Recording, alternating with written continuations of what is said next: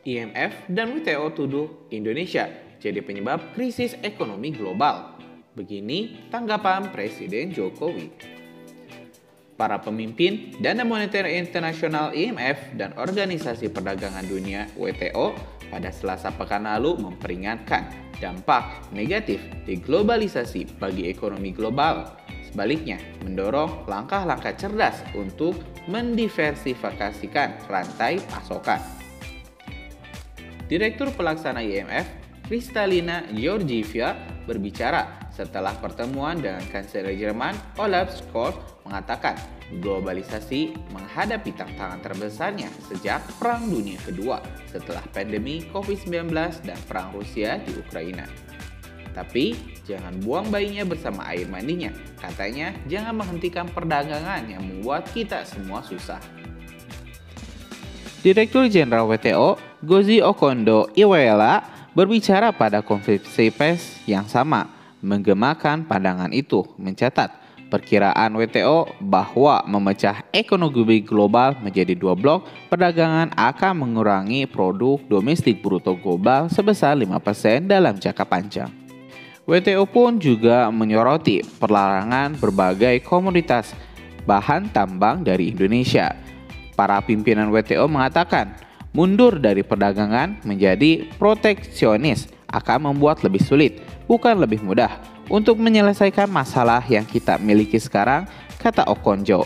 Proteksionis, decoupling, fragmentasi sangat mengganggu dan akan sangat mahal. Baik Okonjo maupun Georgieva mengatakan bahwa dampak deglobalisasi dan fragmentasi akan berdampak paling parah pada negara-negara berkembang dan pasar negara berkembang. Dampak terhadap produk domestik bruto PDB di negara-negara tersebut akan mencapai 2 digit, kata ketua WTO tersebut. Okonjo menyuruhkan langkah untuk mendekonsentrasikan manufaktur dengan cara yang cerdas dan memperingatkan agar tidak terlalu mempentingkan keuntungan pribadi. Apa itu teman? Seorang teman hari ini mungkin bisa menjadi sangat tidak ramah, bahkan menjadi musuh besok, katanya. Direktur IMF Georgieva mengatakan pertumbuhan melambat di Amerika Serikat, Uni Eropa, dan Cina, 3 ekonomi terbesar dunia.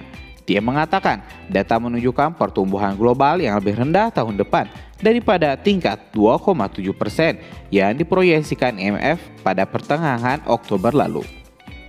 Sentimen bisnis dan konsumen menunjukkan pelemahan akibat aktivitas pelarangan berbagai ekspor sumber daya alam. Indonesia menjadi salah satu penyebab utama berbagai pelemahan ekonomi global, khususnya bagi negara-negara maju di Eropa dan di Amerika. Minimnya stok nikel dan berbagai komoditas lain membuat industri-industri baja tak bisa lagi beroperasi dan akan adanya ancaman PHK massal di beberapa negara maju. IMF dan WTO pun menuduh sekitar sepertiga dari ekonomi dunia dan sekitar setengah dari Uni Eropa akan meluncur dalam resesi pada tahun 2023 akibat Indonesia. Katanya menambahkan bahwa inflasi sekarang diproyeksikan akan bertahan lebih lama, meskipun secara bertahap dapat turun menjadi sekitar 6,5% per tahun depan.